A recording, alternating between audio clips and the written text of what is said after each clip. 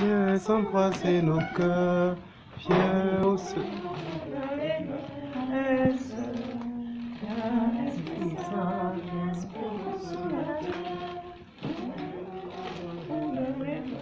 Fort a compris qu'on réclamait son aide. Et il sera là, vous verrez. Vous allez voir. Ah non, il faut que je me mette là. Bon, je vais me mettre là. Attendez, je vais prendre ma Bible parce que j'ai parlé de Dieu dans l'Ancien Testament. Hein. On a vu la dernière fois que Dieu était ce qu'il y avait de plus présent dans l'expérience humaine, mais il reste à voir comment il a fait éruption dans l'histoire d'un peuple, et c'est le sujet d'aujourd'hui. Alors, balayons toutes nos idées toutes faites sur l'Ancien Testament. Vous savez, pour beaucoup de gens, l'Ancien Testament, c'est un Dieu jaloux, méchant, tout à fait opposé à celui de Jésus. C'est une idée archi-fausse que vous allez vite vous rendre compte qu'elle est complètement fausse. Donc, n'opposons pas l'Ancien et le Nouveau Testament. Alors, la fois prochaine, bien sûr, nous allons consacrer une place importante à l'Évangile, c'est bien normal, mais aujourd'hui, nous regardons le Dieu de l'Alliance à travers l'Ancien Testament. Alors, au lieu de prendre un plan synthétique, c'est-à-dire de vous dire, ben voilà, le Dieu de l'Ancien Testament, il a tel et tel trait, j'ai choisi une option historique, c'est-à-dire d'essayer de montrer comment les choses sont apparues successivement. Tout ne s'est pas dit d'un coup. Et Dieu de l'Ancien Testament, ce n'est pas un enseignement sur Dieu qui est arrivé, à vrai dire. C'est des manifestations de Dieu qui se sont coordonnées les unes aux autres et dont nous déduisons un certain nombre de traits fondamentaux. Mais on n'a pas commencé par nous faire un traité sur Dieu. Il n'y en a pas dans la Bible. Le mot Dieu est le mot le plus employé dans toute la Bible. Mais il n'y a pratiquement pas de définition de Dieu, par exemple. Donc, il faut que nous repérions toutes ces manifestations, que nous essayons de voir ce que chacune nous apporte, et progressivement, il y a un certain portrait qui va se dessiner, que j'aborderai dans ma deuxième grande partie. Mais pour l'instant, je vais suivre un plan historique. Alors, ah ben voilà, bravo, bravo. Alors, je ne sais pas comment on va se mettre. Attendez, il y a encore des places. Oui, on va peut-être, j'ai été trop pessimiste. Voilà. Ah ben voilà, vous êtes bien, vous allez très bien. Il y a des feuilles qui arrivent, vous inquiétez pas. On est allé en scène.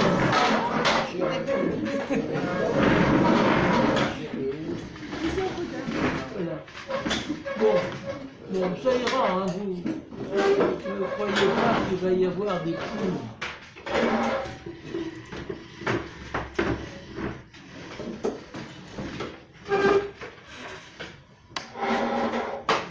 Bon, ça y est. Donc l'Ancien Testament,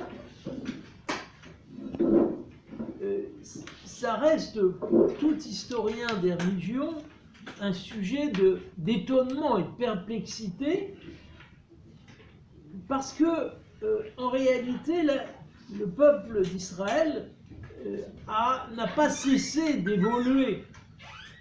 Au fur et à mesure des événements, il a pris des dimensions nouvelles.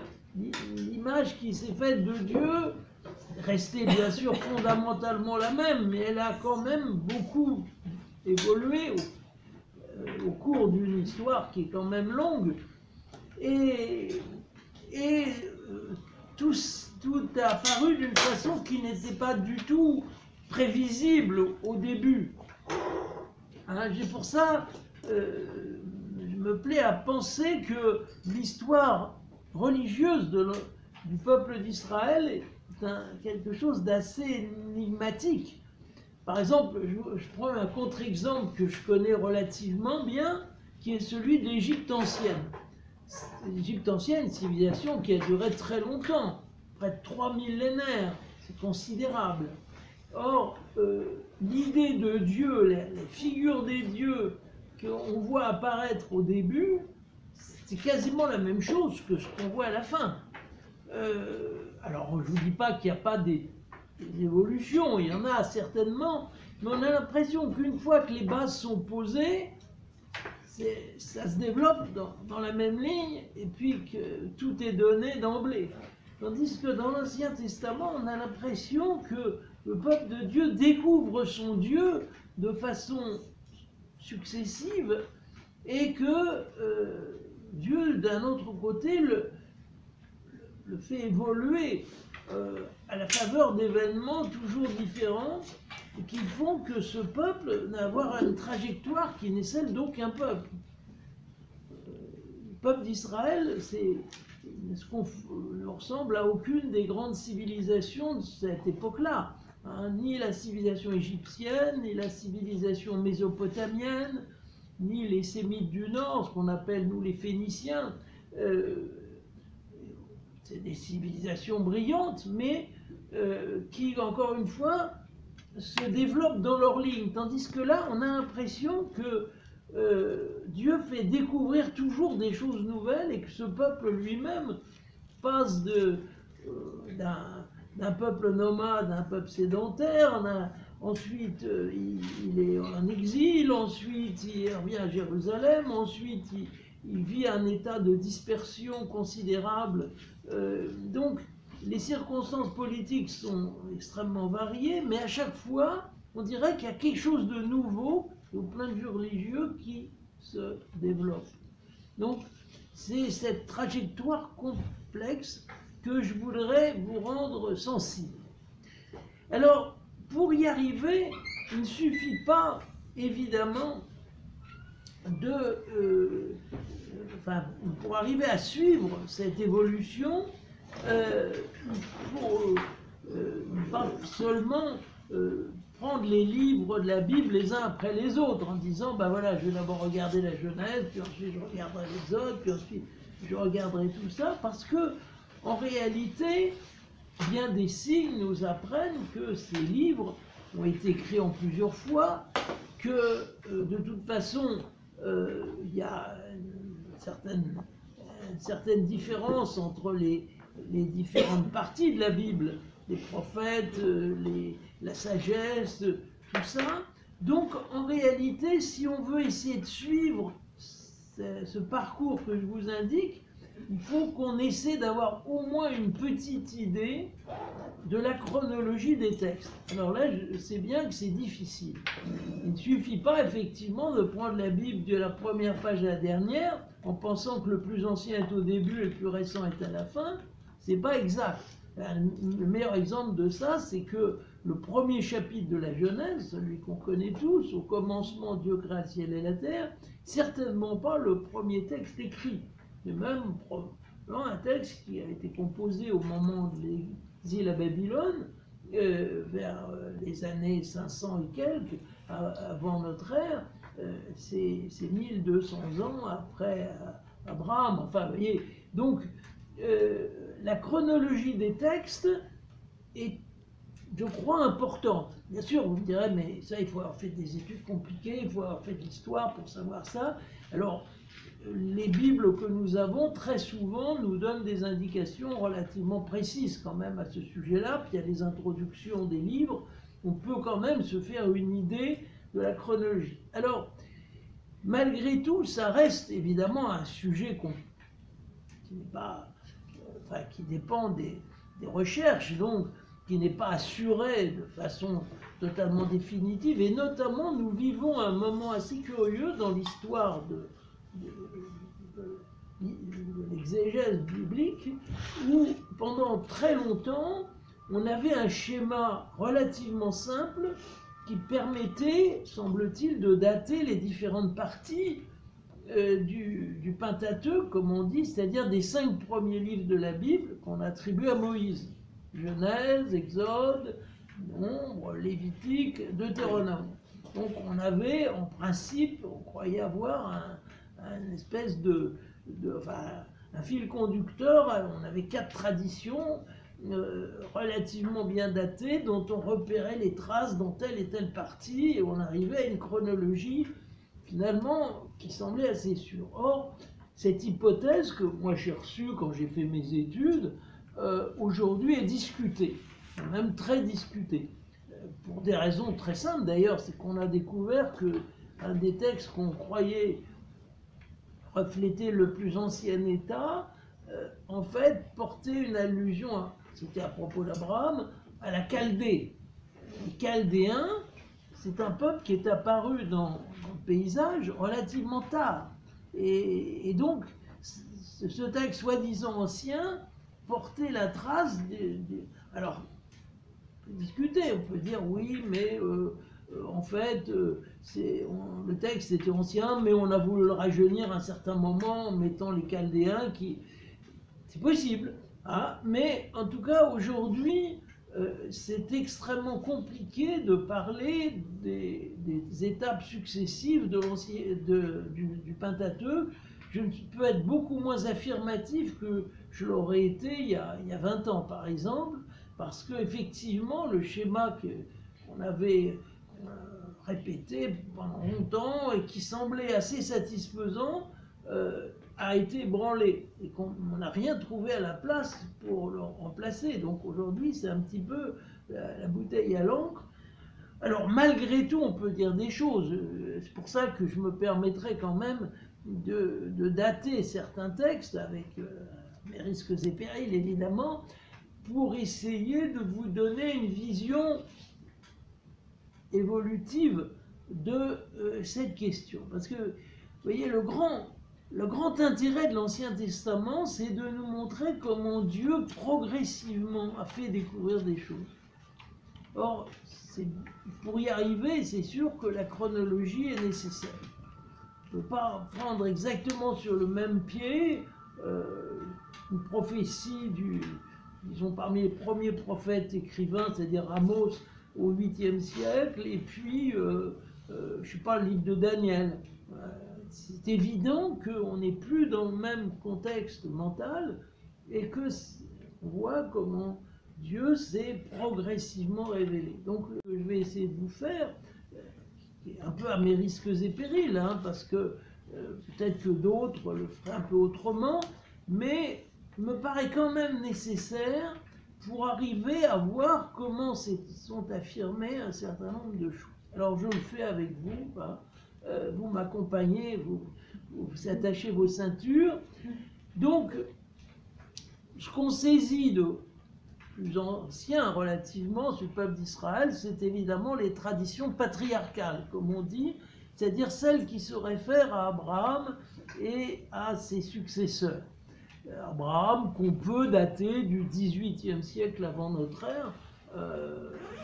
Alors, on n'a aucune trace dans la grande histoire d'Abraham, ce qui n'est pas étonnant, parce que c'est quand même un événement relativement léger au niveau de l'histoire mondiale. C'est pas un roi, c'est pas un grand personnage. Sa transhumance à travers sur le croissant fertile n'a pas laissé forcément de traces écrites chez les narrations de l'époque. Mais il s'inscrit d'ailleurs assez bien dans les événements qu'on connaît de ces époques-là, ces genres de transhumance depuis la Mésopotamie jusqu'à l'Égypte, à travers le croissant fertile. Il y a d'autres exemples de ça. Donc, celui qui apparaît comme le Dieu d'Abraham, qui est donné de façon assez discrète, hein, le Seigneur dit, hein, eh bien, il se révèle comme le Dieu personnel d'Abraham. Pour ça, d'ailleurs, qu'on dira après le Dieu d'Abraham. Il n'est pas le Dieu d'un lieu, là où il habitait à ce moment-là, n'est pas le lieu d'une contrée, la Mésopotamie, il est un Dieu qui se révèle à Abraham et qui va l'accompagner de ses conseils, de ses appels pendant tout le temps de sa vie, et qui va donc se manifester aussi bien en terre, ce qu'on appellera après Israël, enfin en terre telle cananienne à l'époque, ça se discute, mais enfin en tout cas dans ces pays que nous appelons aujourd'hui comme ça. Et même en Égypte, puisqu'il va jusqu'en Égypte. Donc, ce Dieu personnel, ce Dieu avec lequel il a une grande familiarité, n'est pas défini autrement. Hein. Et on voit que Abraham, selon un usage, c'était probablement celui de l'époque, à chaque fois qu'il y a un événement important, qu'il y a quelque chose qui a marqué sa relation avec lui, il dresse une stèle, c'est-à-dire une pierre généralement aplatie des deux côtés, enfin se présente un peu comme ça, avec un arrondi en haut, et dresse une stèle qui va commémorer cette rencontre ou cet appel, et là il donnera à Dieu un nom particulier correspondant à ce qui l'a marqué. Alors c'est comme ça qu'on a toutes sortes de formations de noms en elle. Elle, je l'avais, je crois, dit d'ailleurs dans le dernier cours, elle, c'est dans le monde sémitique le nom commun, on peut dire, de Dieu. C'est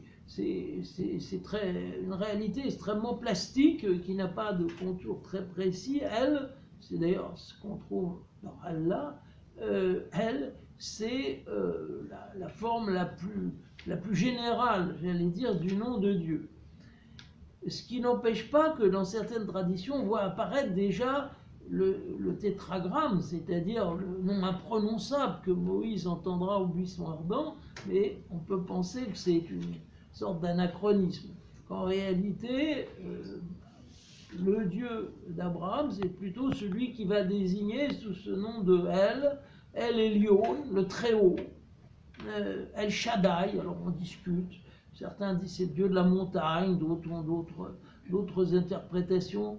El Roi, le Dieu qui voit, c'est après l'épisode d'Agar, quand il a renvoyé sa concubine Agar avec son fils Ismaël, parce que Sarah ne peut pas les supporter, et bien on voit que Dieu se manifeste à Agar pour lui venir en aide, et qu'ensuite Abraham donnera le nom de El Roi, Dieu a vu, Dieu voit ce qui se passe, Dieu n'est pas sans savoir ce qui nous arrive. Ou encore le El Olam, qui indique la durée, le Dieu éternel, enfin l'éternel comme on dira quelquefois. Les exigences divines ne sont pas extrêmement précises. Il y a bien sûr un moment, la circoncision, qui est indiquée à Abraham. On lui demande de marcher droitement devant le Seigneur. En matière conjugale, évidemment, ce n'est pas franchement la morale évangélique sur la question, puisque il va avoir une concubine, et puis que c'est même au début sa femme qui lui conseille d'en prendre une pour avoir une postérité. Ensuite, et dans l'histoire des patriarches, on ne peut pas dire leur conduite conjugale ne répond pas au canon de la morale de l'Église, c'est le moins qu'on puisse dire. Également, on a l'air de tolérer, sans se poser trop de problèmes, des petites idoles domestiques, c'est-à-dire sans doute des petites statuettes de divinité, puisqu'on nous raconte que dans le pactage d'une des femmes de Jacob, on a trouvé ce genre d'objet. Ça n'a pas l'air de provoquer une réprobation particulière. Donc, on a l'impression qu'au début, Dieu, il prend ce qu'il trouve, quoi. Il n'est pas en train de faire la morale, mais il commence déjà à établir cette relation personnelle avec Abraham. Donc le Dieu qui apparaît là est donc ce lieu personnel, ce Dieu qui a déjà un certain nombre d'attributs, qui indiquent sa durée, sa providence, El Roi, celui qui voit, etc. Alors, arrive ensuite l'époque de Moïse au XIIIe siècle. Alors, je vous savez tous que les siècles avant Jésus-Christ se déroulent dans le sens descendant. Hein. Faites pas cette blague qui est arrivée une fois. On avait invité un grand professeur de Bible à faire une conférence. Et alors il a marqué au tableau Abraham, 18e siècle, Moïse, 13e, etc. Il a dit, mais je comprends pas, je croyais que Moïse était après Abraham. Ben oui, madame, pourquoi? Mais vous dites que c'est le 13e siècle, c'est le plus ancien, alors on était un peu confus, alors il était brave, il a expliqué qu'effectivement les siècles, quand c'était avant Jésus-Christ, forcément c'était pas dans le même ordre qu'après, et qu'on passait du 18e au 17e au 16e jusqu'au 1er siècle avant notre ère. Je ne vous fais pas l'injure de penser que vous êtes dans ce cas-là. Donc Moïse, alors Moïse a un nom égyptien, donc l'histoire de le fait qu'il ait été adopté par la fille du pharaon, tout ça, ça revêt une certaine vraisemblance, mais on voit aussi qu'il y a eu chez lui un arrachement à ses origines égyptiennes, on peut dire, enfin, cette éducation égyptienne qu'il avait reçue, qui s'est marquée au moment où il s'est enfui finalement d'Égypte et qu'il a tenté une vie complètement nouvelle dans le désert du Sinaï, qui marque évidemment quelque chose de tout à fait différent. Donc, il y a la volonté probablement de retrouver le Dieu des pères, parce que sans doute par sa mère, il avait appris qu'effectivement, enfin sa mère qu'il avait dû revoir quand même s'il avait été adopté par la fille de Pharaon, il a dû la revoir, il a appris l'histoire de son peuple quand même, et donc il y a une prise de parti très nette en disant c'est pas les dieux d'Égypte qui m'intéressent, c'est retrouver la trace de ce qui a été la religion de mes pères. Et c'est là que se produit cet épisode effectivement fameux du buisson ardent, où il reçoit la révélation de ce nom divin que je mets uniquement avec des consonnes, puisque dans la Bible c'est comme ça, et qu'en principe on ne peut pas prononcer, sinon en mettant à la place le Seigneur. Alors, ce nom, on l'a trouvé en hiéroglyphe sur une colonne à Soleb sur le Haut-Nil, et on se demande bien si c'est la même chose, mais enfin il y a des chances que ça soit la même chose.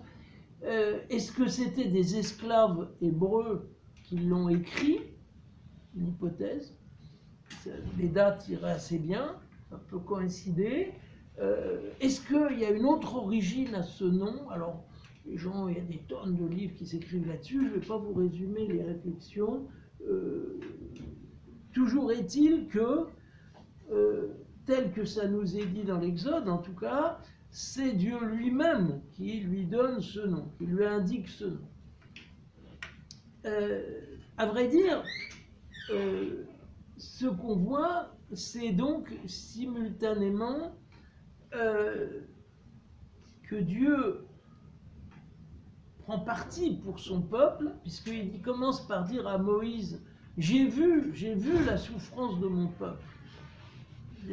Donc ce Dieu El Roi que Abraham avait déjà mis en valeur, eh bien il se révèle, oui, j'ai vu la souffrance de mon peuple. Donc ce lien entre le peuple et son Dieu, et ce lien qui ne fait que prolonger le lien qu'il avait avec Abraham, Isaac et Jacob, eh bien voilà la première chose que Dieu rend sensible. Il n'a pas oublié son peuple, même si c'est passé 400 ans entre les deux, ou 300 ans, mais il n'a pas oublié, et il est tout. Donc, premier aspect. Puis, évidemment, ce nom inexpliqué. Alors, je vous parlerai un petit peu plus bas de son explication possible. En tout cas, d'après le texte de l'Exode, c'est rattaché au verbe être, d'où la traduction classique « je suis celui qui suis ».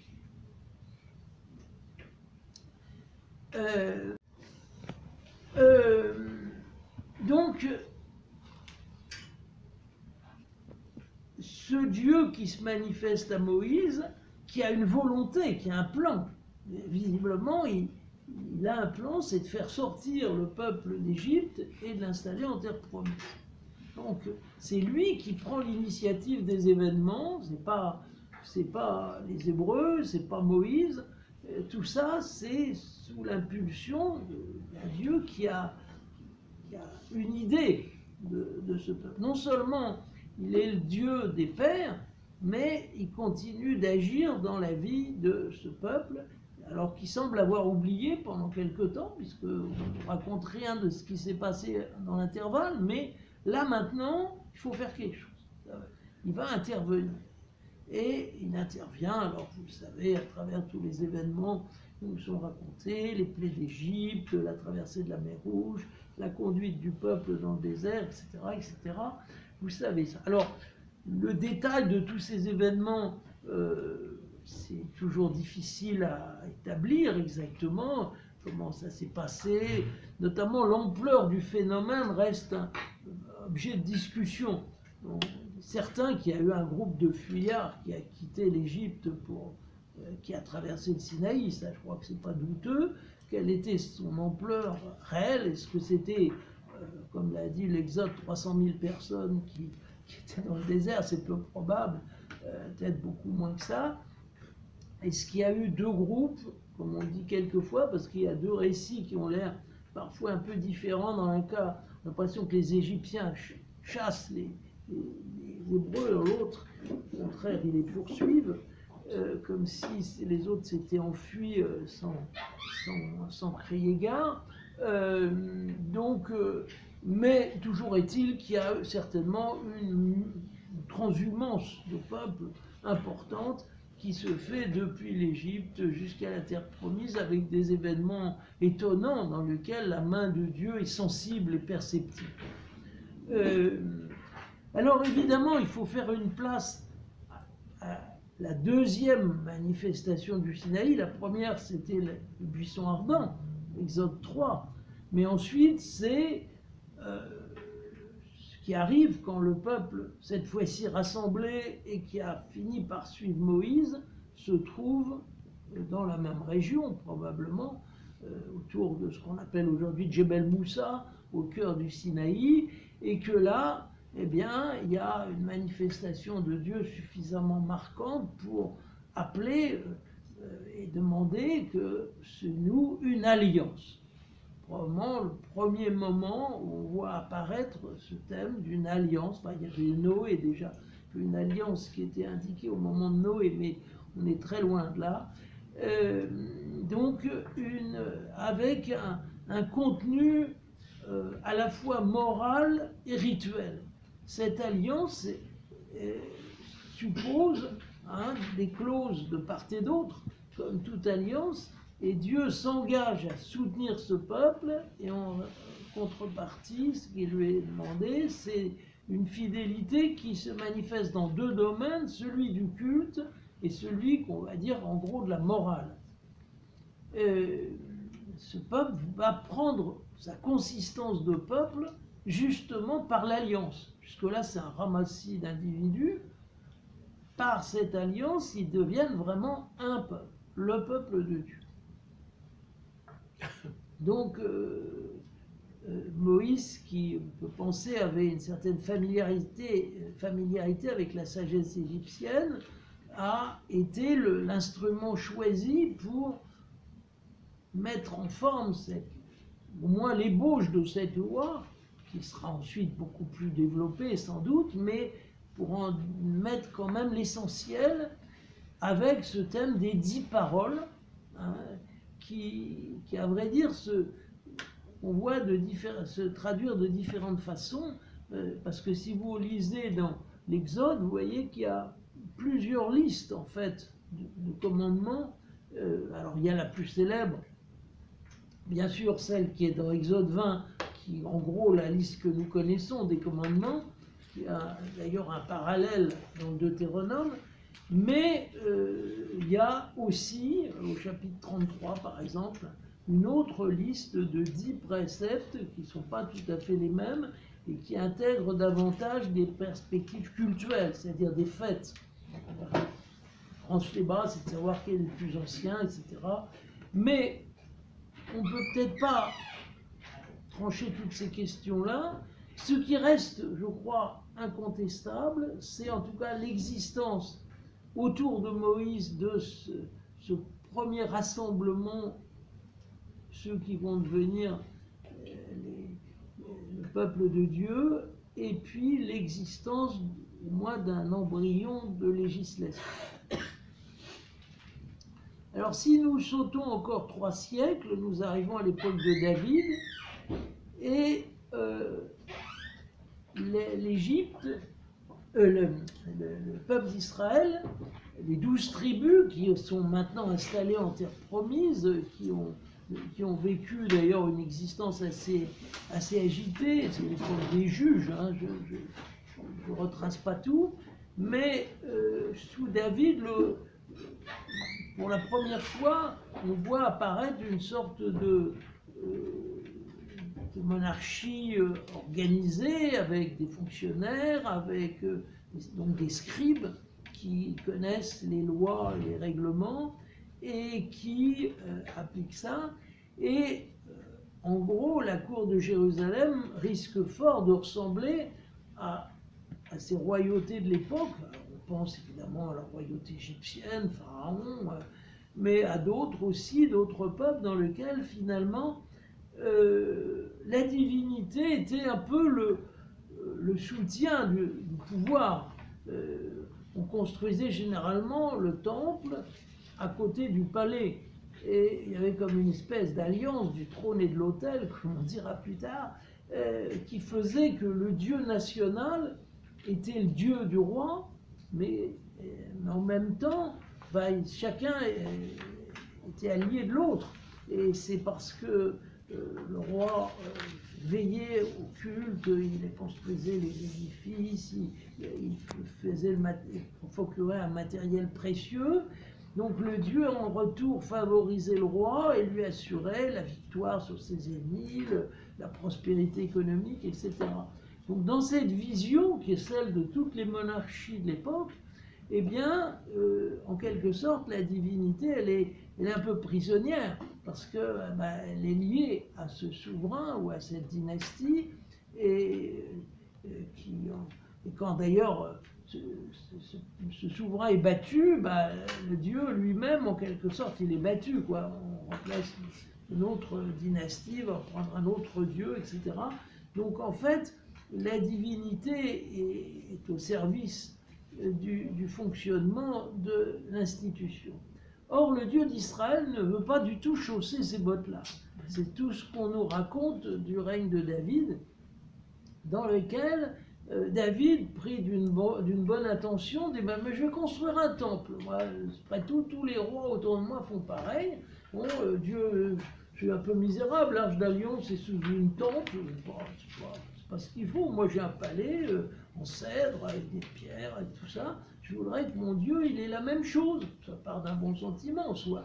Mais le prophète Nathan, celui qui parle au nom de Dieu, lui dit non, non, pas du tout, pas question. Dieu, il n'a pas besoin de ça. Il est très bien comme il est, il n'a pas besoin de tes cadeaux. Mais ce qui va se passer, c'est l'inverse. C'est Dieu qui va te donner une maison, pris cette fois-ci au sens de dynastie, c'est-à-dire de succession. C'est toi qui vas recevoir, c'est Dieu qui va te donner, c'est pas toi qui vas donner à Dieu.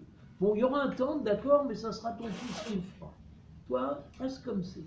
C'est très très curieux, cette espèce d'inversion par laquelle Dieu manifeste sa souveraine liberté vis-à-vis du pouvoir, en disant j'ai besoin de rien, moi. J'ai pas de problème de logement, j'ai de quoi m'abriter. Et ça se manifeste très tôt après, 4 chapitres plus loin dans le premier livre de Samuel, quand David a péché, vous savez, avec la femme d'Uri qu'il a prise pour son épouse, et il a fait tuer le mari pour être sûr de ne pas avoir d'ennui. Hein. Et Dieu n'est pas d'accord. Hein. Tandis qu'on voit que dans toutes ces monarchies de l'Ancien Orient, la raison d'État, couvrait tout, et la divinité, elle était prise, forcément, elle n'avait aucune objection contre ça, tandis que Dieu élève une sérieuse objection à ça. Et va même frapper le premier enfant de ce couple adultère. Donc il y a l'idée qu'il y a quelque chose qui ne va pas et que Dieu ne couvre pas, même de la part de son loin, de celui qu'il a désigné, mis à part. Eh bien, malgré tout, il n'est pas prêt à accepter n'importe quoi.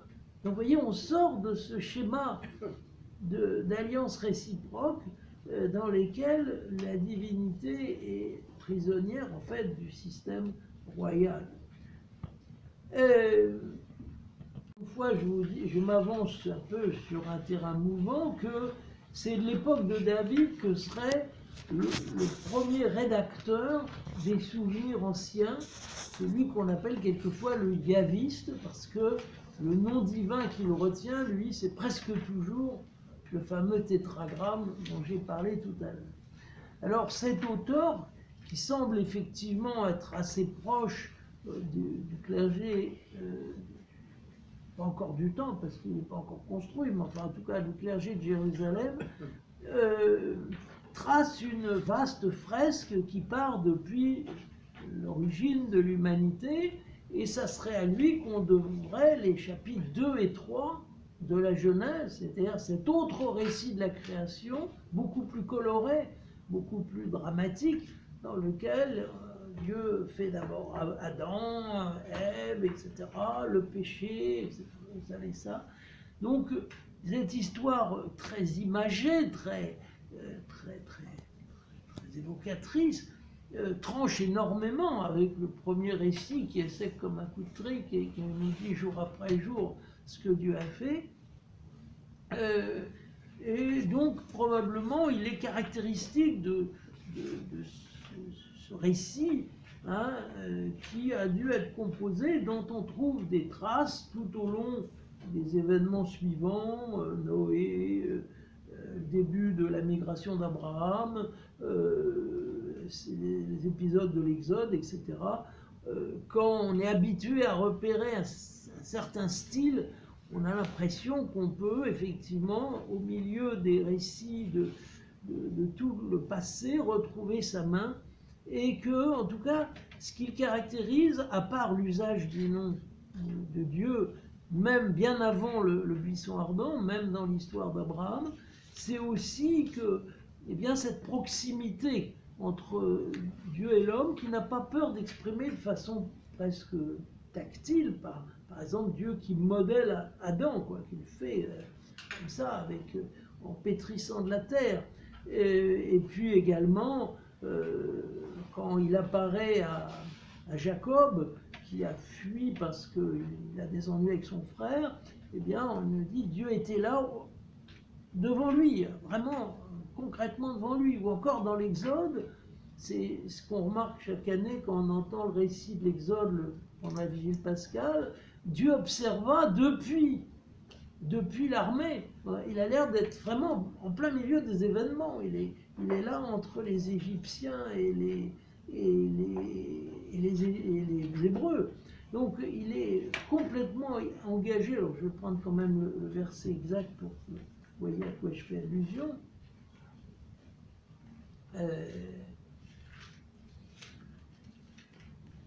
Donc,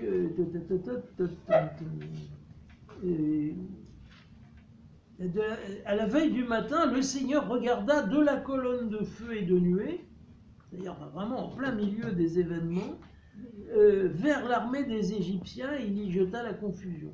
Donc il est là physiquement, en quelque sorte, au milieu de son peuple.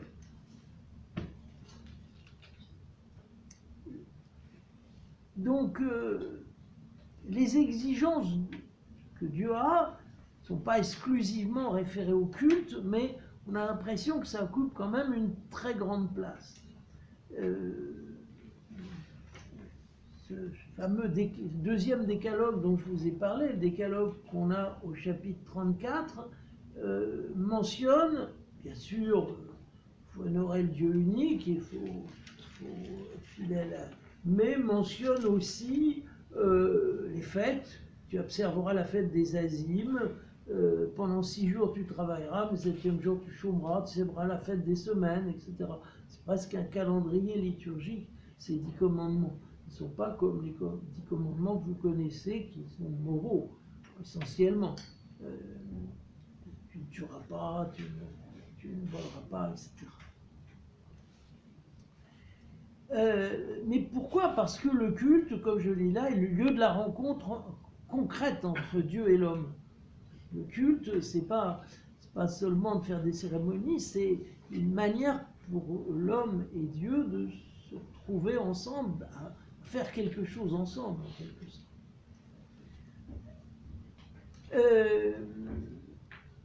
On a l'impression aussi que le yaviste n'est pas très sévère, même pour les bévues de certains. Par exemple, c'est probablement lui qui nous raconte la scène assez lamentable où Abraham, pour ne pas avoir d'ennui avec le pharaon, fait passer sa femme pour sa sœur. C'est bien que le pharaon couche avec Sarah, ce qui n'est pas vraiment à l'honneur du père des croyants d'avoir inventé cette espèce de lamentable histoire. C'est le pharaon qui est beaucoup mieux. Il dit, mais tu m'aurais dit, j'aurais pas fait, écoute, pourquoi tu ne me l'as pas dit? Enfin, c'est vraiment le pharaon qui a l'air d'être juste et Abraham d'être une sombre fripouille dans l'histoire. Enfin, on ne cherche pas à l'excuser, en tout cas. On ne cherche pas à l'excuser. Mais en même temps, il y a ce projet immense, en toi seront bénies toutes les races de la terre. Donc, si ce que je vous dis est vrai, c'est-à-dire s'il y a bien une source que l'on peut suivre et qui est à peu près contemporaine du temps de David, et qui est ce fameux yaviste qui aurait recensé tous les épisodes précédents et leur aurait un peu marqué de sa patte, eh bien, on a là fait un apport très important à l'image de Dieu, parce que c'est ce Dieu vraiment proche, agissant, cherchant le contact, si on peut dire. Alors, arrivé ensuite, qu'est-ce qui arrive? Il y a le schisme. Après David, il y a Salomon, et après Salomon, la catastrophe, puisqu'il a un fils qui n'était pas brillant. Et les 12 tribus se divisent. Il y en a 10, 11, enfin mais plutôt 10 qui se séparent de la tribu de Juda et de Jérusalem et qui vont constituer un autre royaume où il ne régnera pas un héritier de David. Tandis qu'à Jérusalem, il y aura toujours, comme l'avait promis le Seigneur, un héritier de David. Donc, dans le royaume du Nord, qui est beaucoup plus vaste et plus riche aussi, on voit que se lèvent effectivement des prophètes tout à fait remarquables, comme Élie, Élisée, qui n'ont rien écrit, mais Amos et Osée, qui au contraire ont écrit.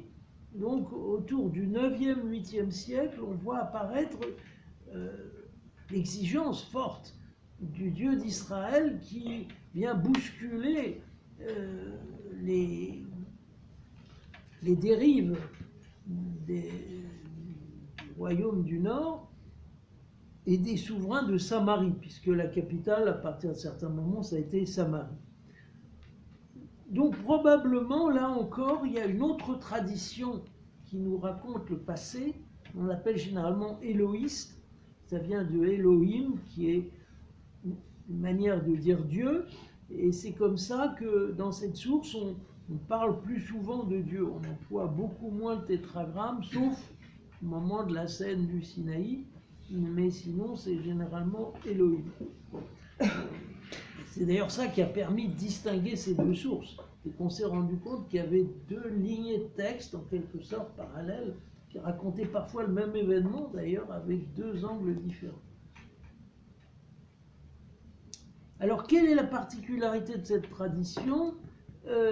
C'est d'abord une certaine spiritualisation de Dieu, en tout cas, Dieu est beaucoup moins mêlé aux événements concrets que dans les yavistes, et généralement, on fait intervenir des anges pour essayer de mettre quand même une certaine distance. Alors, c'est très frappant dans la scène du sacrifice d'Isaac, en Genèse 22, où on a l'impression que les deux sources sont complètement imbriquées l'une dans l'autre, et qu'il y a un moment où c'est vraiment Dieu qui parle à Abraham, mais un autre moment, c'est un ange. Donc Dieu dit, prends ton fils, ton unique, etc. Eh bien, l'ange du Seigneur l'appela du ciel et lui dit, Abraham, Abraham, répondit, me voici. Donc, on voit apparaître l'ange du Seigneur, qui semble une manière de marquer que quand même Dieu et l'homme, c'est pas tout à fait, ça communique pas comme vous et moi, quoi, que Dieu est grand et qu'il ne vient pas forcément prendre une apparence visible pour venir nous interpeller. Il passe par un être mystérieux, mais en tout cas qu'il n'y a pas de contact direct.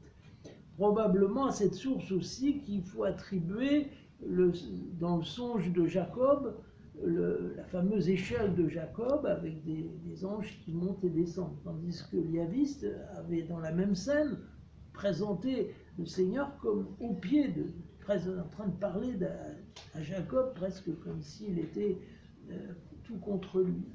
Donc on a l'impression que la Bible finalement nous montre ces deux approches, parce qu'on aurait pu en faire disparaître une au profit de l'autre. Si on les a gardées toutes les deux, c'est parce que nous rend sensible que Dieu à la fois est proche et qu'en même temps il est Dieu. Il ne se réduit pas, il ne devient pas le petit copain.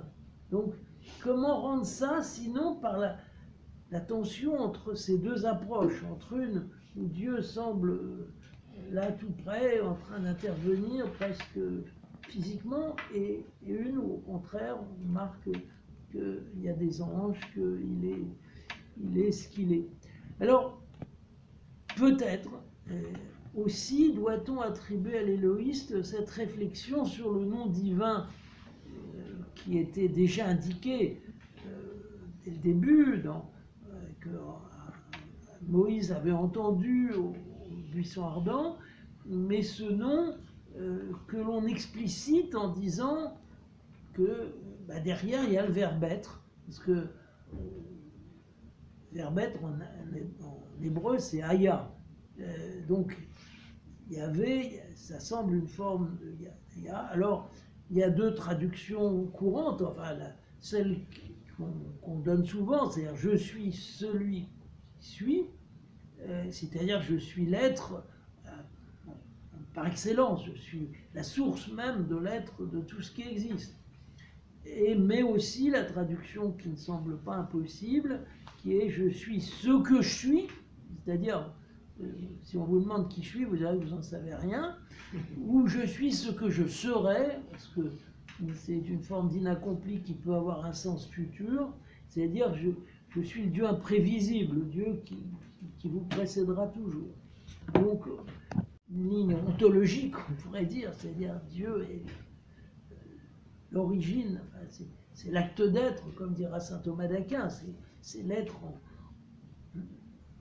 par excellence, ou bien de prendre sous forme un peu de mise à l'écart de Dieu qui dit je suis ce que je suis, mon nom est imprononçable. Alors dans cette source aussi on voit un plus grand souci des exigences morales. Dieu, alors là pour le coup, s'intéresse plus directement au comportement des hommes. Alors on essaie de gazer un peu l'inconduite des patriarches en essayant de les excuser. Enfin, on a l'impression dans cette source on est un peu gêné quand même par certaines des histoires scabreuses des patriarches.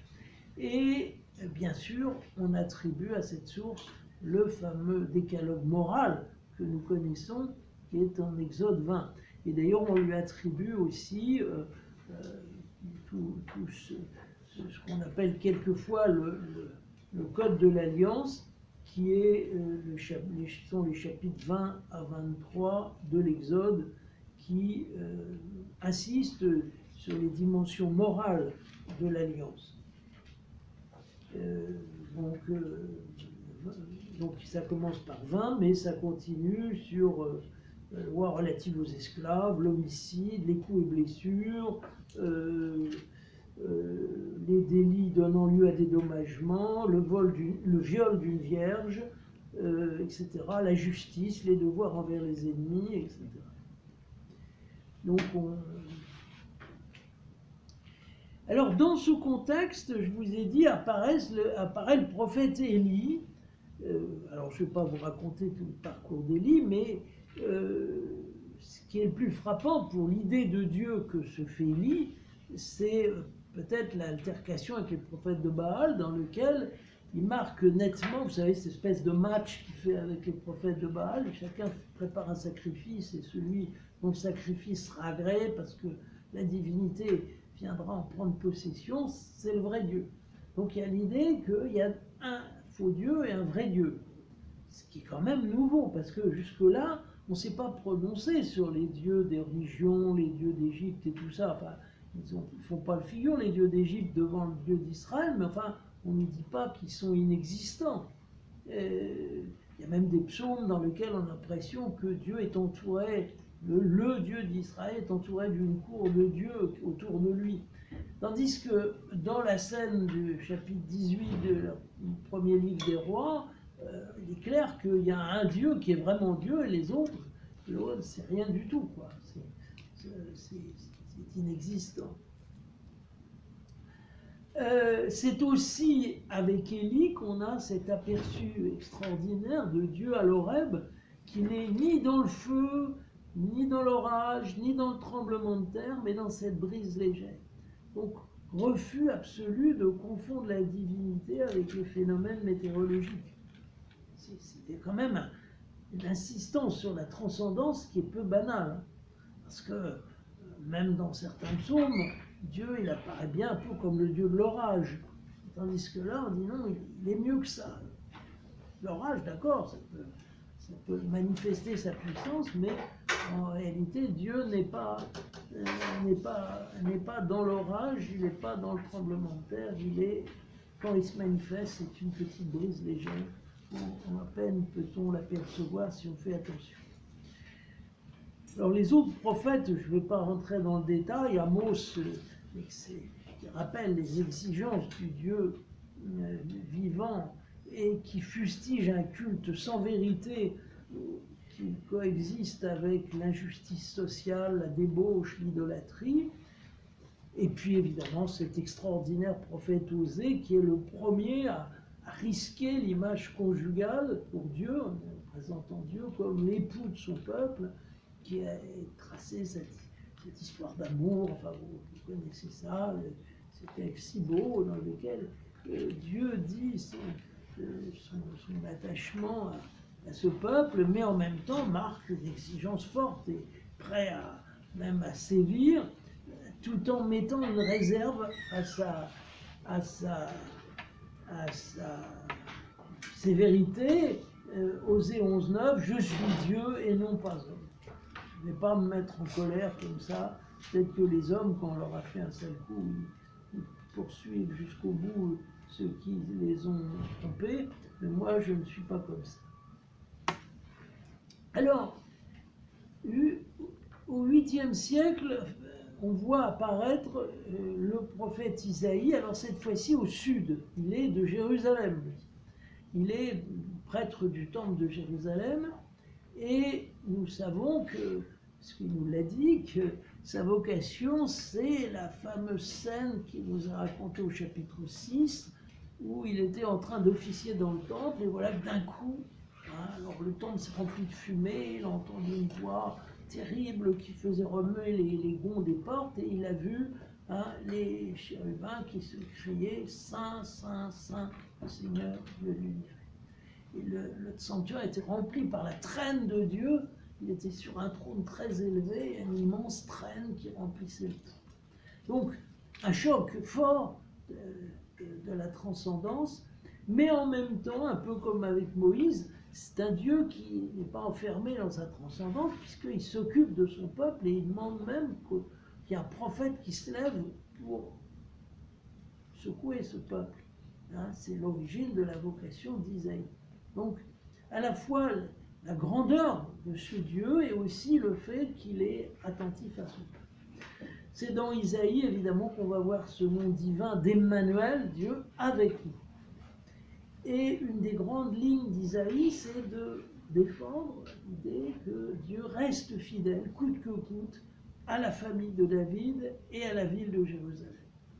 Alors qu'il y a eu des émotions, il y a eu des sièges, il y a eu... Alors, je ne vous raconte pas toutes les histoires. Eh bien, Isaïe dit non, Dieu n'a qu'une parole, il s'est engagé avec David et restera fidèle à cette ville.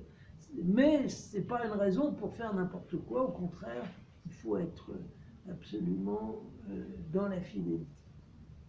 Et puis bien sûr, c'est chez lui qu'on trouve ces premières ébauches du messianisme, c'est-à-dire l'annonce que Dieu enverra un personnage qui naîtra dans des conditions mystérieuses, qui sera un roi comme on n'en a jamais vu.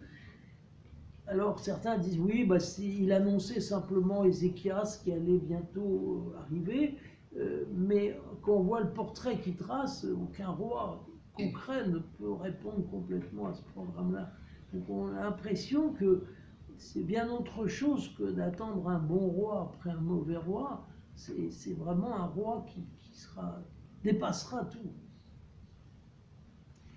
Alors, le livre d'Isaïe a été complété ensuite, plusieurs siècles plus tard, par des textes qui ne sont pas du 8e siècle, ce qu'on appelle le 2e Isaïe, qui recouvre les chapitres 40 à 55, alors je vais avoir à vous en parler plus loin, ou encore le 3e, c'est-à-dire la fin. Mais pourquoi les a-t-on mis avec les autres? C'est parce qu'ils prolongeaient ce sens si concret qu'avait Isaïe de la fidélité de Dieu à son peuple, et du fait que, si grand qu'il soit, si haut, élevé qu'il soit, il a passé une alliance avec les hommes et qu'il ne remettra jamais ça en cause.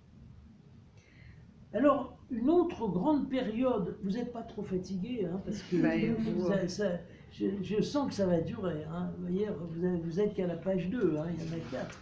Hein. J'essaierai d'accélérer un petit peu, mais je ne peux pas quand même complètement passer trop vite sur toutes ces choses. Arrive le règne de Josias. Alors, vous voyez la carte, le nord, il n'y a plus le royaume du nord, il a été rayé de la carte en 621, les Assyriens ont pris Samarie, les 10 tribus du nord ont été dispersées un peu partout, c'est fini.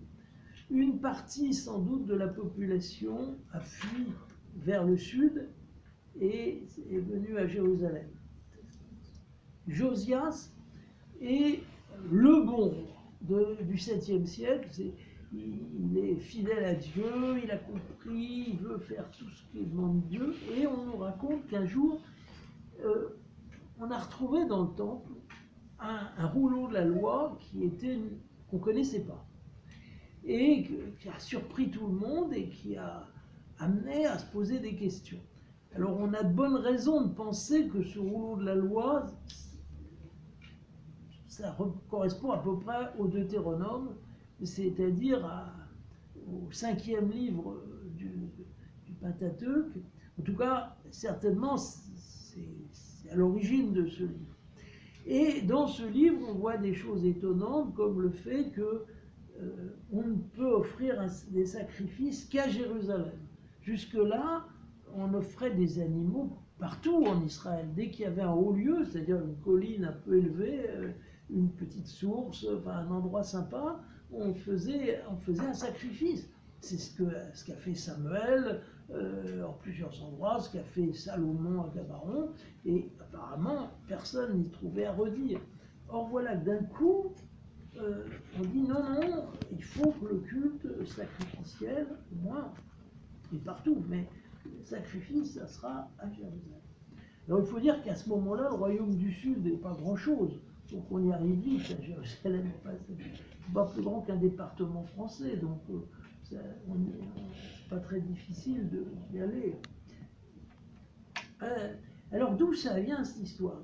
Alors il semblerait que les réfugiés du Nord avaient amené dans leur bagage d'autres traditions n'était pas seulement l'éloïste dont je vous ai parlé tout à l'heure, mais que c'était encore d'autres traditions sur les origines et qu'ils ont fait connaître à Jérusalem. Et c'est ça qui a fait un choc et on a voulu intégrer aussi ça dans l'héritage. Et c'est ce qui explique que dans le Deutéronome, vous avez une législation sur les fêtes qui est très différente, enfin assez différente, de celle que vous avez dans l'Exode, chapitre je ne sais plus combien, et dans lequel on voit bien que c'est une nouvelle étape, quoi. Que avec l'arrivée des réfugiés du Nord à Jérusalem, eh bien, il y a une espèce de renouveau spirituel, un nouveau désir de servir le Seigneur qui s'est exprimé à travers ces textes que nous lisons maintenant dans le Deutéronome, mais qui ont dû circuler à l'état séparé avant. Et ce qui est l'idée principale, qui n'est pas complètement nouvelle, c'est l'idée d'alliance. C'est-à-dire que Dieu a conclu, alors dans le Deutéronome c'est très net, une véritable alliance juridique.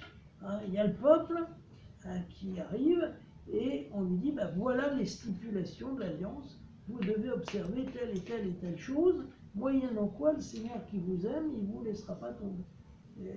Il vous a déjà sorti d'Égypte, il vous a, tandis que la montagne était en feu, vous tous, 20 à moi, et vous me dites, ben vous voyez, c'est vraiment Dieu qui interpelle les hommes, c'est un langage beaucoup plus chaleureux que dans les sources précédentes que nous avons vues. On a vraiment l'impression que c'est presque une prédication, quoi. Même quand il y a des règlements, parce qu'il y a des règlements dans le Deutéronome, ils sont entourés de cette espèce de chaleur. Hein, rappelle l'amour de Dieu, sa miséricorde. Alors, le Deutéronome fait allusion à ce qui va arriver après, mais qui en fait, quand le Deutéronome est écrit, existait déjà, c'est-à-dire le temple de Jérusalem.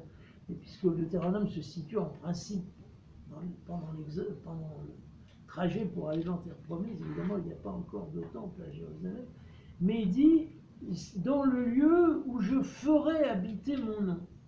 Dieu emploie une formule ici très intéressante, dire Dieu n'habite pas une maison humaine comme vous et moi, parce qu'il n'en a pas besoin, les cieux ne peuvent pas le contenir, enfin il est plus grand que les cieux, mais il consent à faire habiter son nom, c'est-à-dire de faire en sorte qu'il y a un endroit où on pourra le nommer, on pourra l'invoquer, et où on sera en contact effectif avec lui.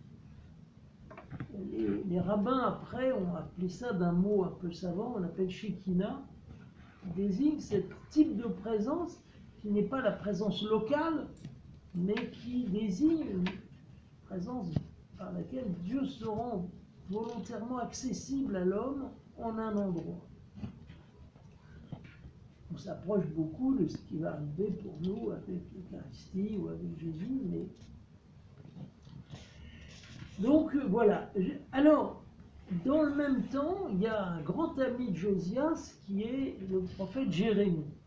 Jérémie est de la même époque, il est témoin de toute cette effervescence autour du Deutéronome, il est absolument à fond pour ça, mais malheureusement, il a beaucoup de malheur parce que sa famille, elle n'est pas du tout pour ça.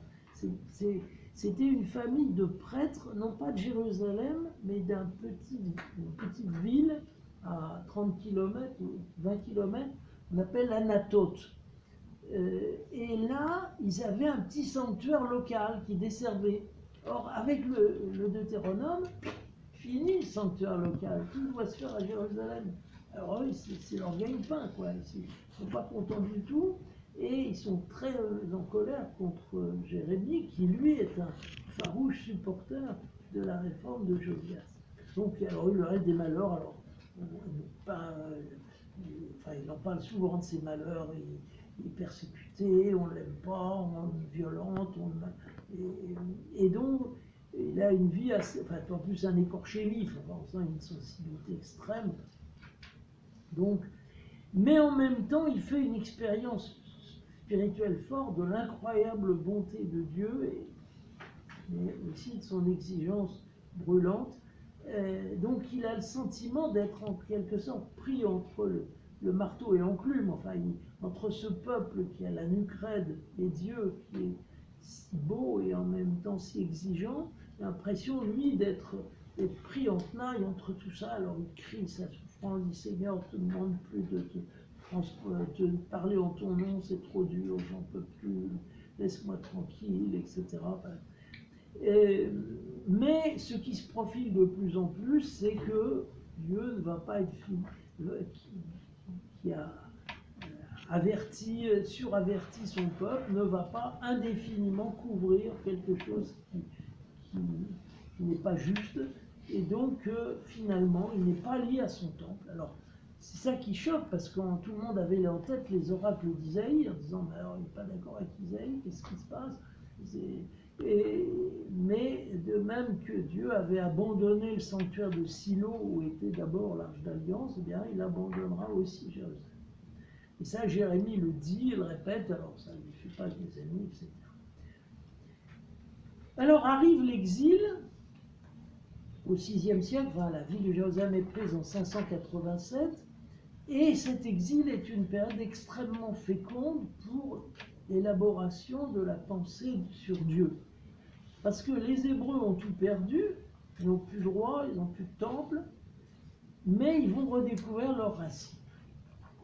Le clergé de Jérusalem qui les a accompagnés va les aider à faire mémoire de ce passé, d'en retrouver les écrits, parce que le Yavis, l'Éloïs, le Deutéronome, tout ça, ils ont ça à leur disposition, et surtout, ils vont avoir une dernière tradition importante, qui est ce qu'on appelle souvent sacerdotale, qui a été élaborée par les prêtres de Jérusalem, et qui, elle aussi, suit le fil des événements, et la raconte d'une manière particulière, comme ça, qui est un récit de la création, le fameux chapitre 1, qui n'était dans aucune des autres sources apparemment, et qui est porté par cette tradition qu'on va mettre symboliquement tout à fait au début du Pentateuque. Donc, dans ce contexte, eh bien, on voit apparaître alors des traits qui sont liés peut-être avec le culte, notamment la place de la pureté rituelle et aussi de la morale, qui sont comme deux manières d'approcher le Dieu saint.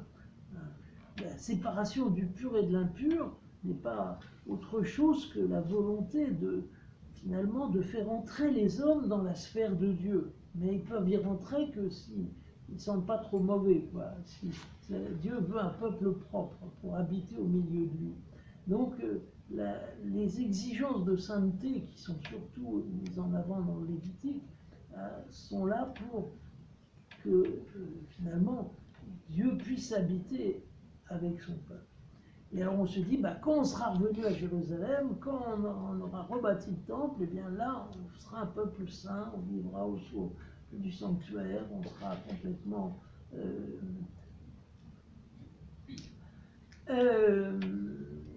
dans ce climat aussi, il y a la deuxième partie du livre d'Isaïe, dans lequel, pour la première fois, on va dire en termes extrêmement clairs, le monothéisme juif. C'est-à-dire Dieu est franchement l'unique, il n'a pas d'égal, premier et dernier, il est le maître de tous les peuples, et notamment le roi des Perses qui va arriver sur le terrain, mettre fin à la domination des Chaldéens. Eh bien, en fait, il ne le sait pas, mais il travaille pour Dieu. Dieu a fait venir de loin pour libérer son peuple.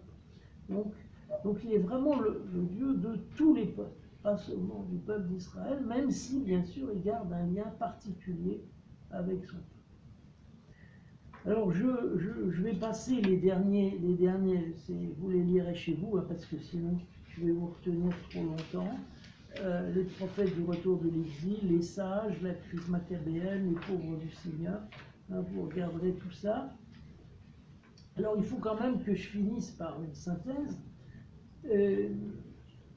Donc, bien évidemment, tous ces éléments qui sont apparus les uns après les autres, il est difficile de les synthétiser parce que, au fond,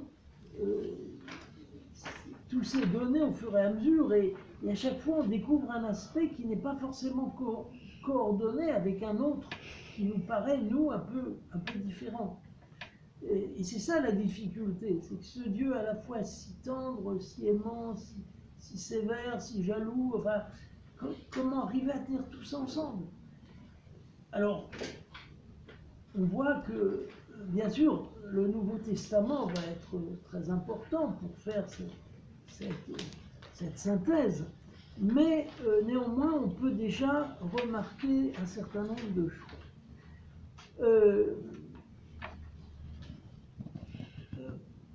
Au départ, pour Israël comme pour tous les peuples voisins, la divinité a toujours une dimension cosmique.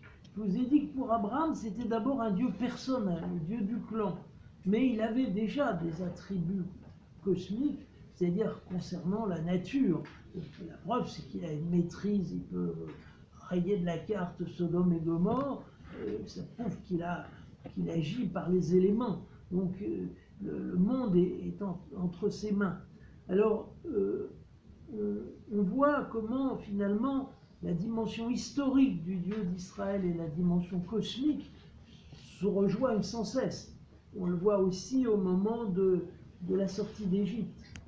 La maîtrise que Dieu a de la mer, pour faire passer son peuple à travers la mer, équivaut un peu à une sorte de pouvoir créateur. De même que la création s'est faite par séparation, eh bien, de même, il sépare les eaux pour permettre au peuple de passer au milieu. Il y a comme une naissance du peuple, et le peuple est à nouveau créé, en quelque sorte, par cette sortie d'Égypte. Alors, on a un exemple encore plus net dans le psaume 136. Vous savez, celui qui a comme refrain « Car l'Éternel est son amour ». Eh bien, il y a toute une partie, la première, qui décrit la puissance de Dieu sur la nature, et une deuxième partie qui parle de sa puissance sur l'histoire. Jusqu'au verset 9, c'est l'un, à partir du verset 10, c'est l'autre. Alors, un autre trait, c'est l'équilibre pour nous difficile entre amour et crainte.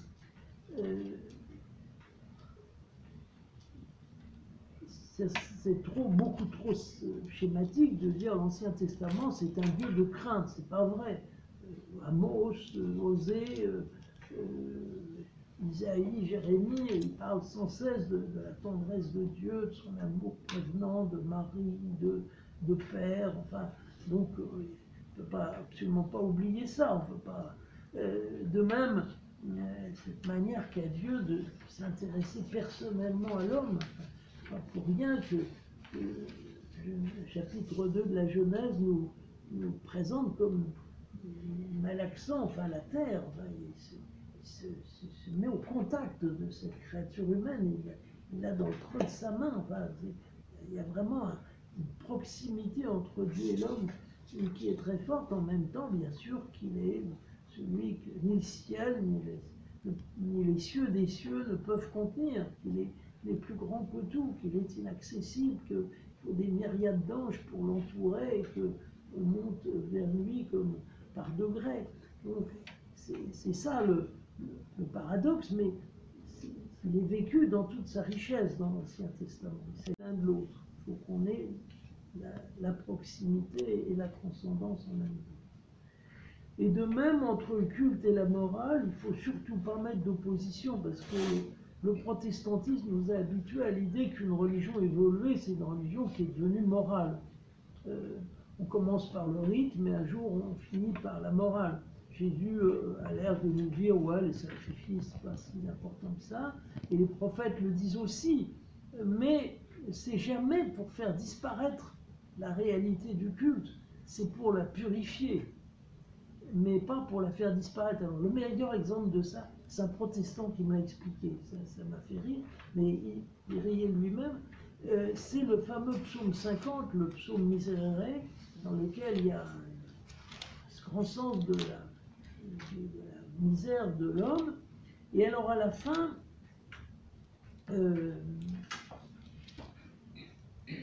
tu ne prendras aucun plaisir au sacrifice. Si j'offre un holocauste, tu n'en veux pas, mon sacrifice est un esprit brisé, d'un cœur brisé, broyé, tu n'as point de mépris. Donc on pourrait en conclure, les sacrifices, Dieu n'en a pas tellement besoin, ce qu'il veut avant tout, c'est l'offrande du cœur, qui est vrai d'ailleurs, absolument vrai.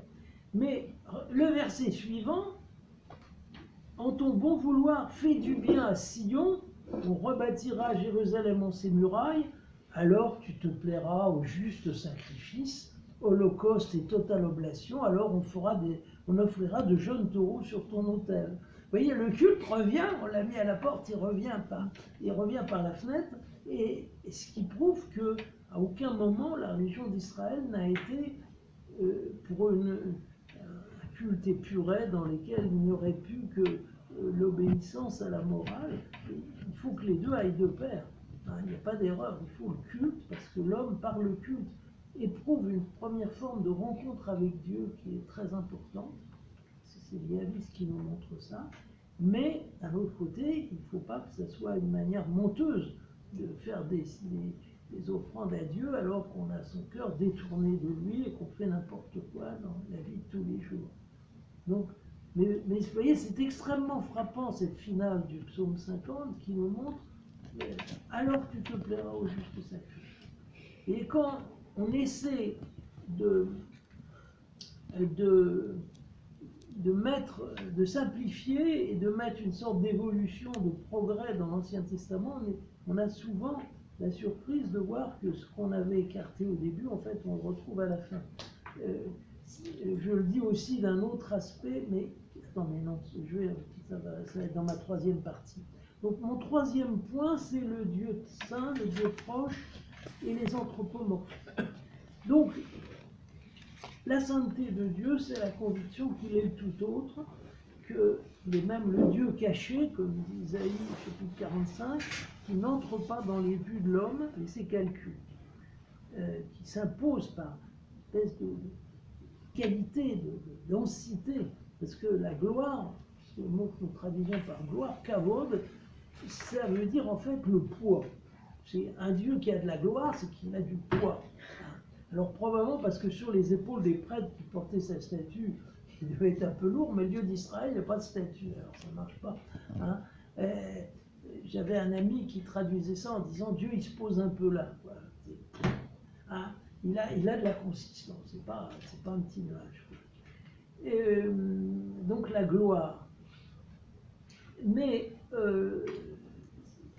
sa manière d'être ce qu'il est, d'être au-delà de tout, d'être différent, d'être inaccessible, d'être plus grand que tout, irreprésentable, va en même temps avec la conscience qu'à tout moment, il utilise des médiations. Dieu d'Israël utilise des médiations personnelles, prêtres, prophètes, rois, il utilise des objets, le serpent d'airain, l'arche d'alliance, il utilise des supports écrits, comme le rouleau de la loi. Enfin, on voit qu'à tout moment, ce Dieu inaccessible, ce Dieu irreprésentable, ce Dieu qui est au-delà de tout, il passe par des médiations qu'il assume, que parfois d'ailleurs il critique, comme ces rois qui se conduisent mal ou ces prophètes qui ne font pas leur travail, mais il n'a pas peur d'agir sur nous à travers toutes ces médiations. Et l'idée que justement, progressivement, les médiations en quelque sorte s'effaceraient devant la constatation de la grandeur inaccessible de Dieu, eh bien, c'est démenti par le fait que les textes les plus récents, comme par exemple le livre de Daniel, qui sont un des plus récents de la Bible avec le livre de la sagesse, eh bien, on voit réapparaître toute une sorte de mythologie, je ne dis pas de mythologie, mais enfin, en tout cas, de pluralité d'anges, de créatures intermédiaires qui sont autour de Dieu, etc. Et loin de faire le ménage, on a l'impression que plus on accède à la grandeur de Dieu, plus, en fait, il va utiliser des moyens pour rejoindre l'homme, pour être en contact avec les hommes, pour leur révéler qui il est, et que on n'atteindra jamais, espèce de purification chimique par laquelle l'idée de Dieu deviendrait tellement extraordinaire qu'elle n'aurait plus de corps, en quelque sorte, elle n'aurait plus d'épaisseur. Bon, voilà. Je m'arrête là parce que vous allez me jeter dehors. J'ai dépassé toute limite. Mais c'était tellement... Moi, je me suis passionné à faire ce cours, alors j'espère que je ne vous ai pas trop endormi. Merci, madame. Bon, mais vos questions me seront précieuses.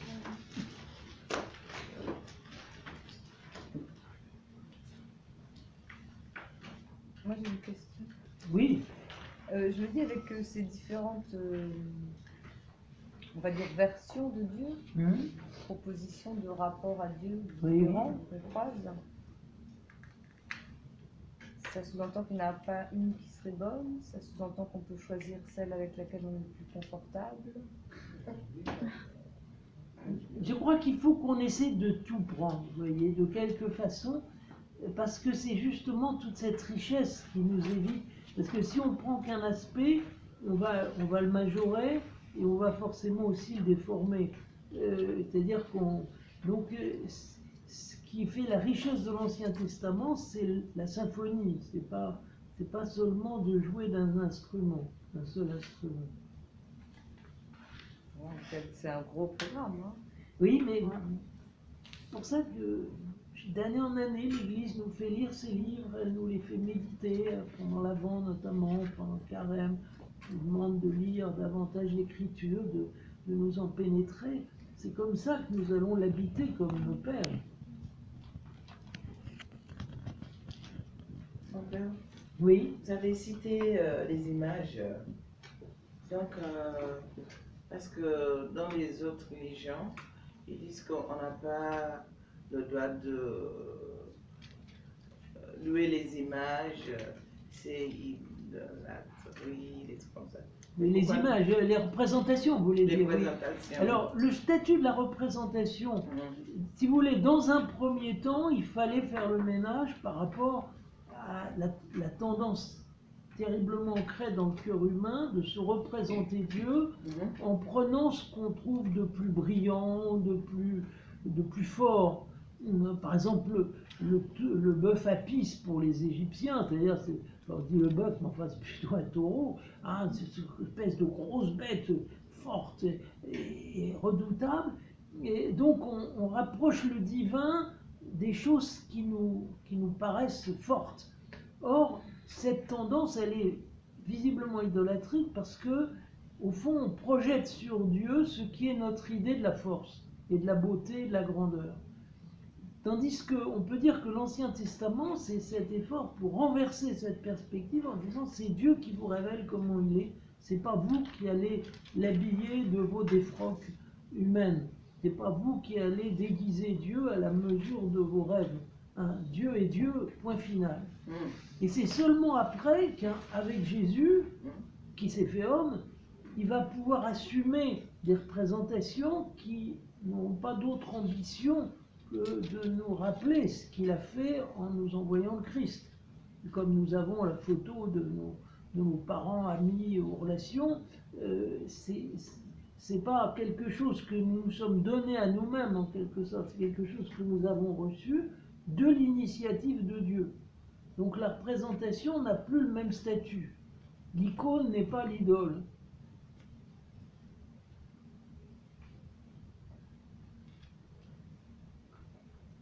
Oui. Merci beaucoup pour votre exposé, c'était très bon.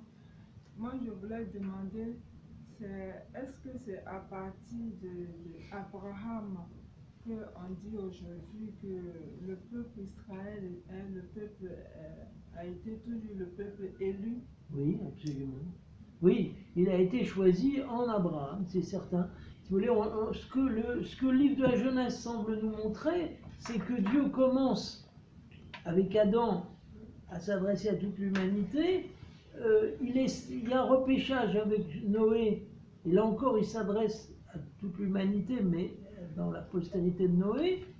Et puis comme décidément l'expérience ne réussit pas, alors il restreint son ambition à la mesure d'Abraham et de sa descendance.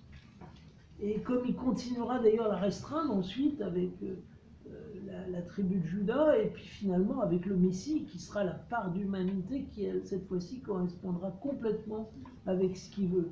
Mais il faut, pour trouver une tête de pont dans l'humanité, il a fallu en quelque sorte qu'il restreigne progressivement son angle d'attaque, quoi. Et Abraham, ça correspond à ce premier rapetissement, enfin, c'est pas joli, rapetissement, enfin, l'imitation de son objectif premier. Oui. Mon père, on a coutume de dire que tout ce que Dieu fait est bon. En créant l'homme, et ça dit qu'il a créé imparfait, puisqu'au fond, finalement, il a du mal lui-même à pouvoir en tirer quelque chose de positif. Et le mot parfait que tu emploies veut dire deux choses. Notre perfection, c'est celle qu'on aura dans le ciel quand on sera près du bon Dieu. Cette perfection, elle ne pouvait pas nous être donnée au départ parce qu'elle supposait notre liberté, notre adhésion, notre croissance dans la grâce. Cette perfection-là, Dieu n'a pas pu la donner au départ puisqu'il l'attend à l'arrivée. Toute la perfection qu'il pouvait, il lui a fait des dons singuliers, énormes, l'intelligence, la liberté, les capacités de faire des tas de choses. Il a donné à Adam tout l'équipement possible. Mais l'usage de cet équipement, il ne l'a pas programmé sans l'intéresser. Donc, ce qui sera notre perfection, c'est l'accomplissement final que nous aurons avec lui. Donc, Adam était aussi parfait qu'il pouvait l'être, sauf qu'il fallait qu'il y ait quelque chose qui vienne de lui. Et ça a dépendu des circonstances. C'est pas comme si notre installation a une panne, on dira c'est que le fabricant n'a pas fait ce qu'il fallait. Il nous a livré un produit qui n'est pas bon. Mais en l'occurrence, le produit était bon, était même très bon, comme dit Dieu dans le récit de la Genèse, mais ce qu'il attendait, c'est que cet imprévisible qui est la réponse de l'homme. Oui, mais est-ce à dire que dans le chef-d'œuvre, enfin dans la création, il y a une part qui reste insaisissable à Dieu? Non, Enfin, inachevé, oui, en quelque Inachevé. sorte. Il y a un certain inachèvement qui laisse l'homme par rapport aux animaux. Par exemple, on voit bien l'animal, il se trompe jamais, quoi. Il fait ce pourquoi il a été fait. L'homme peut se tromper, mais c'est pas une infériorité, c'est plutôt une supériorité. Mhm. L'autre question, c'est par rapport au patriarche. Oui. Alors, vous avez dit que apparemment, et c'est très vrai, quand on observe un peu la vie, côté moral, c'est pas très. Oui. Alors, je me demande, est-ce à dire qu'ils sont des exceptions en fait de la règle? Parce que finalement, de cette manière, Dieu nous invite quand même à une vie droite, quoi. Enfin, Oui. Non, mais on a l'impression au moins qu'au début, Dieu prend l'humanité telle qu'elle est et que ce qu'il veut d'abord, c'est cette confiance en lui, cette manière de suivre, et qu'il n'est pas encore. On voit bien, quand il donne la loi à Moïse, c'est une étape. Avant, par exemple, le peuple de Dieu, quand il quitte l'Égypte, finalement, Dieu tolère pas mal de choses. Mais après le passage au Sinaï, on voit que là, il y a une exigence plus forte qui a été donnée et que Dieu va être plus sévère aussi. Donc, c'est comme, je sais pas, si on voit quand l'Église est arrivée dans un pays, elle n'a pas tout de suite commencé à pouvoir tout moraliser. Enfin, quand on a baptisé Clovis, je ne suis pas sûr que sa vie morale était tout à fait ce qu'elle devait être. On lui a dit ce qu'il fallait faire, certainement, mais enfin, ça a pris un certain temps avant que ça devienne effectif.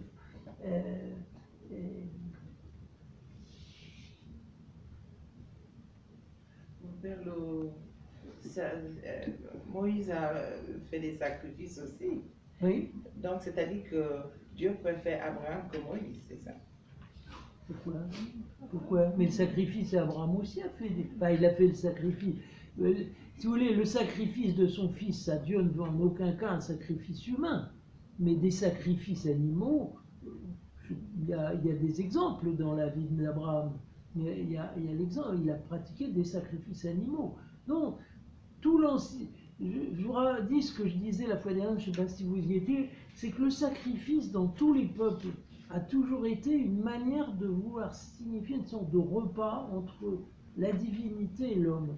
C'est ce moment de plénitude, de joie, de bonheur dans lequel Dieu et l'homme se retrouvent autour d'une même nourriture. C'est ça l'origine du sacrifice. Le côté immolation, parce que même dans les sacrifices de Moïse, le sacrifice au pied du Sinaï, l'immolation n'est pas du tout mise en avant. Moïse ne pratique pas l'immolation, il demande à des jeunes Israélites de faire le boulot, mais lui, il présente le sang. Il touche même, il ne s'occupe pas de mettre à mort. La mise à mort n'est pas un élément constitutif du sacrifice. Ce qui est constitutif, c'est l'offrande, et puis le fait de partager avec Dieu une nourriture. On va me dire dans ce cas-là, l'Holocauste, qu'est-ce que c'est? Mais justement, on a l'impression que l'Holocauste, c'est une manière parce que ce qui était la forme la plus courante du sacrifice en Israël, c'est ce qu'on appelle le sacrifice de communion ou de paix, Shelamim, qui était marqué, une fête par exemple, et on montait au temple et toute la famille offrait un mouton, mettons, on donnait au prêtre une partie, alors ça pouvait être une épaule, autre chose, et puis avec le reste, on faisait déjeuner, quoi, on mangeait, on prenait un bon repas. Et comme la viande était sans doute assez rare, c'était un jour de fête. Donc, le sacrifice le plus répandu, c'était celui-là. Mais on a l'impression qu'à partir d'un certain moment, la religion d'Israël commence à se méfier de ça, parce que ça a donné lieu probablement à des choses pas toujours très jolies, et qu'on commence à mettre en avant un sacrifice dans lequel il n'y aura pas d'éléments consommés, comme l'Holocauste, dans lequel on brûle tout. Ce qui évidemment semble un peu contradictoire avec la définition du sacrifice que je vous donne, mais c'est un désir de moraliser le sacrifice en quelque sorte, qu'on voit dans le Lévitique. Si on étudie le Lévitique d'un peu près, alors c'est ce qu'on fait rarement, parce que c'est rarement la toute imagination, le Lévitique, cette liste de prescriptions minutieuses autour des sacrifices, on voit qu'il y a toute une tension pour essayer de dire au fond ce qui fait la valeur du sacrifice, c'est l'obéissance. C'est que vous suivez exactement ce que Dieu vous a dit, et là vous êtes dans la vérité. C'est pas l'importance de votre sacrifice, le nombre de bêtes que vous offrez, c'est l'obéissance. Dieu veut avant tout l'obéissance comme le sacrifice du cœur. Alors ça, c'est tout l'effort de Lévitique. Voilà, sœur Françoise. Dans les patriarches, vous n'avez pas parlé tellement de Jacob, c'est une étape que vous avez sautée, pourtant Jacob Israël. Oui, le combat avec l'ange et tout ça, oui, effectivement. Mais je ne pouvais pas tout dire. J'ai mieux aimé marquer, vous voyez, des seuils successifs par lesquels passe le peuple d'Israël. Je le dis parce que souvent on a l'impression que Jacob est oublié. Oui, pourtant c'est vraiment une étape. Si j'ai mentionné le songe de Jacob quand même, mais je n'ai pas parlé de la rencontre, de combat avec l'ange. Parce que c'est le moment où il appelle Israël. Oui, c'était une scène très importante. Oui. C'est un passage. Comment Dieu peut-il être un Dieu jaloux? Mais jaloux, mais pas jaloux au sens de notre bonheur, qui serait jaloux de notre bonheur, mais ça veut dire que comme il sait que nous sommes faits pour lui, quand il voit que nous avons le mauvais goût de lui préférer quelque chose qui n'est pas Dieu, c'est pas lui, ça ne l'atteint pas, mais il voit que ça nous fait du mal. Il est jaloux de notre amour, parce qu'il sait que cet amour entre lui et nous, c'est notre vie. Donc si nous passons à côté, nous gâchons tout, quoi. Nous gâchons quelque chose. Et donc c'est en ce sens-là qu'il est jaloux. Il y a aussi les images interdites, des images taillées. Oui. Les images taillées, c'est toujours de qualité, à toujours. Si nous prenons l'idée qu'on va prendre quelque chose de beau qui nous fait plaisir et qu'on va dire c'est mon Dieu, c'est abominable. Mais si on va penser que Jésus a pris un visage d'homme pour nous et qu'on va pouvoir représenter d'une certaine façon ce visage pour nous rappeler à quel point il est venu dans notre humanité, ça c'est bon. Vous voyez, si c'est dans le mouvement ascendant par lequel on attribue à Dieu les choses de cette terre, ça ne va pas. Mais si on le prend dans le mouvement descendant de Dieu qui s'approche de nous, puisqu'il a voulu prendre un visage humain, à la limite on aurait pu le photographier si la photographie avait existé. Donc il a accepté de prendre un visage humain, et d'évoquer ce visage humain n'est pas mal, au contraire, ça nous aide à l'aimer davantage. Donc la représentation change de sens si elle est avant ou après l'incarnation.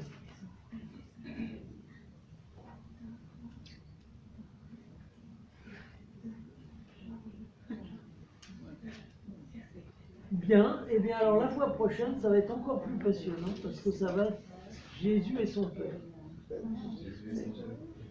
La date? Comment? La date? Ça? La date? La date de la prochaine fois. Oui, pardon. La date, ben, c'est le... Attendez, j'ai mon agenda quelque part. Donc, vous avez raison pour trouver la date. 25, c'est la 25. Ah non, c'est pas le 25 décembre. La 25, non, 25, mettons là. Oui, non, c'est dans un mois. C'est dans un mois. Dans un mois. Mettez le mois de janvier alors. 5 décembre. Le 17. 17 décembre. Ah là, il vient. Oui, 17 décembre. Bien C'est vu. ça que j'ai dit, mettez le mois de Il janvier. viendra exprès. Jésus et son Père. Oui. On va faire un direct pour. Il y a une grève illimitée. Hein. On va faire un direct, mon père. Oui. La grève qui commence le 5, elle est illimitée.